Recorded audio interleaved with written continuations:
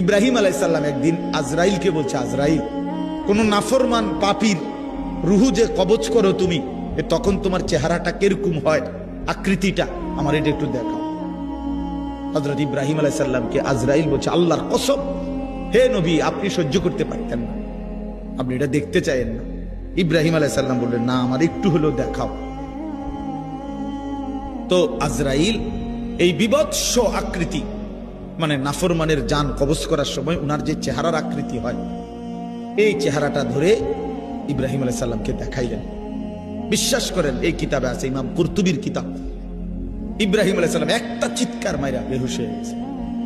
হুঁশ আসার পরে ইব্রাহিম আলাইহিস সালাম বললেন, আল্লাহর কসম, আয় আল্লাহ, মালিক আপনার কসম, কবরের আযাব, জাহান্নামের আযাব কোন নাফরমানের জন্য কিছুই লাগবে না, শুধু আজরাইলের এই ভয়ানক দৃশ্য জান কবজের সময় একবার দেখলেই তার সারা জিন্দেগীর নাফরমানির শাস্তির জন্য এটাই যথেষ্ট।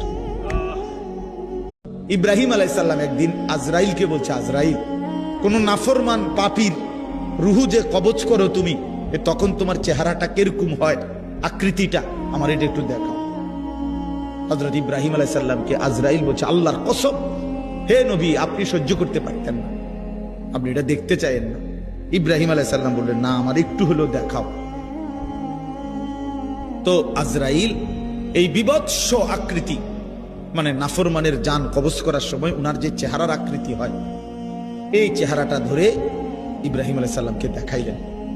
বিশ্বাস করেন, এই কিতাবে আছে, ইমাম কুরতুবীর কিতাব। ইব্রাহিম আলাইহিস সালাম একটা চিৎকার মাইরা বেহুশ হয়ে গেছে।